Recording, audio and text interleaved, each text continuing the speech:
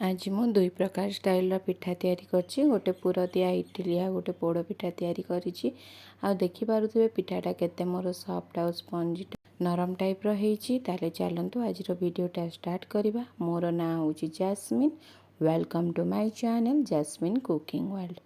देखंतु एटी मु नडिया को पूर्वरु कोरिकी रखी देछि। सेथिरे मु गुड़ आ गोलमरीच को छेचिकिना नहीं गुड़ को मध्यम हेमदस्तार छेची देछि। आ नडिया सहित गोलमरीच आ गुड़ को भल भाव चकटी देकिना भल भाव गोली देबा। तापरे हमर पूराटा रेडी हो गला। मो चैनल रे जो माने नुआ अछंती से माने मो चैनल को सब्सक्राइब करदेवे। तले थिबा बेल आइकन को क्लिक करदेवे जहाँ द्वारा मोर नुआ नुआ वीडियो नोटिफिकेशन आपण माने खूब शीघ्र देखि पारिबे। वीडियो को लाइक और शेयर करने को बिल्कुल भी भूलिबेनी। आपण फ्रेंड और फैमिली सर्कल रे वीडियो को शेयर करदेवे। चलते देखिए एने मु पिठौ रे स्वाद अनुसार लुण दे देकिना पिठौ को भल भाव में मु गोले दउछि। आज माँ मो सहित हेल्प करुछंती पिठा तैयारी करिबारे। इडली ट्रे रे टिके टिके ऑयल दे दे कि माँ ताकू भल भाव में घसी देवे। से छांचरे एने मु पिठौ को दे देबी। पिठौ दे सारला परे सेतिरे जो नडिया पुर मु तैयारी करके रखी ताकू मध्य दिया जिवो। तापरे से नडिया पुर गुड़ाक पिठौ ऊपर भर्ती सारला परे आउ थरे फेरे पिठौ को ता ऊपर दबा। एई पिठारे आपण कोनोसी प्रकार तरकारी कि चटणी दरकार नहीं। ए पुर दिया पिठा को इडली पिठा को आपण आराम से खाली खाई पारिबे। आ ब्रेकफास्ट पे एटा सबुठी बेस्ट डिश। तो चलतु ये मु गोटे ट्रे बसई देछि। तापरे नेक्स्ट ट्रे भी मु रेडी करके बसई सारी। एबे थर्ड ट्रेटा माँ रेडी करछंती। देखंतु एटा मध्ये सेही भली भाबरे पूर्व भलिया पुर दे देले ता ऊपरे पिठौ दे देले सॉरी पिठौ दे देले तापरे पुर दे देले तापरे फेर पिठौ दे देकिना ए थर्ड नंबर ट्रे को मध्ये बसई देबे।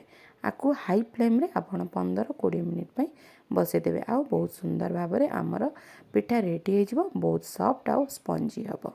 ताले चलतु एने आमे एटी पोड़ पिठा तैयारी करिबा। जेतिकी पिठौ हमर बळीची सेति पय मु एटी गोटे पैन बसई देछि। पैन रे सोरिष तेल टिके दे देउछि। तापरे एटी मु पिठौ को प्रथमे टिके दे देबी।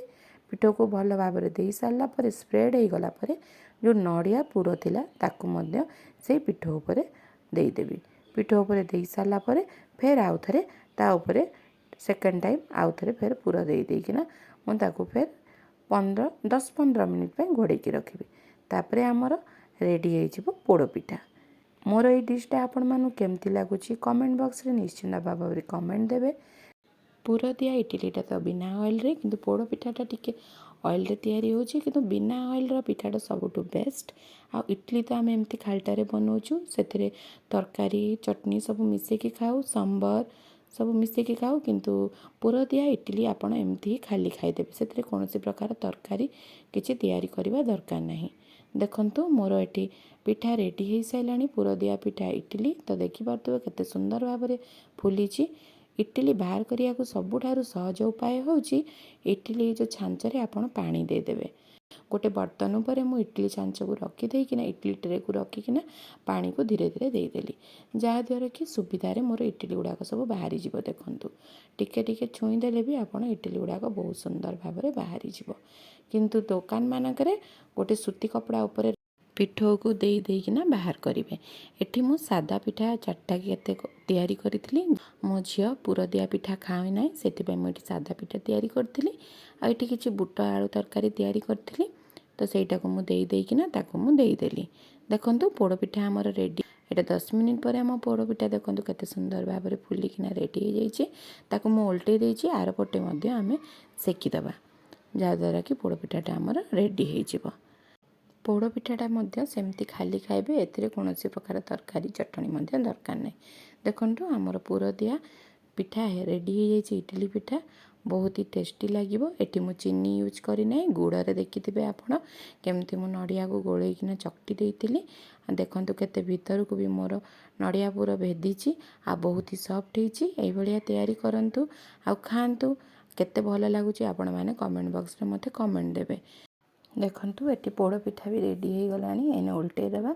उल्टेला परे आपण देखि पाथुबे केते सुंदर देखा जाउची। एने मु प्लेट को काढी नेची। पिठा को एने पीसेस कर देबा छोटे छोटे पीस करिके ना काटी देबा। तापर पोड़पिठा को खाइबा। केते सुंदर देखा जाउछि मो पोड़पिठा, बहुत ही डिलीशियस होइछि। रहिली, नमस्कार। देखा हेबा नेक्स्ट वीडियो रे। भलरे थांतु समस्ते। ओम श्री साईराम।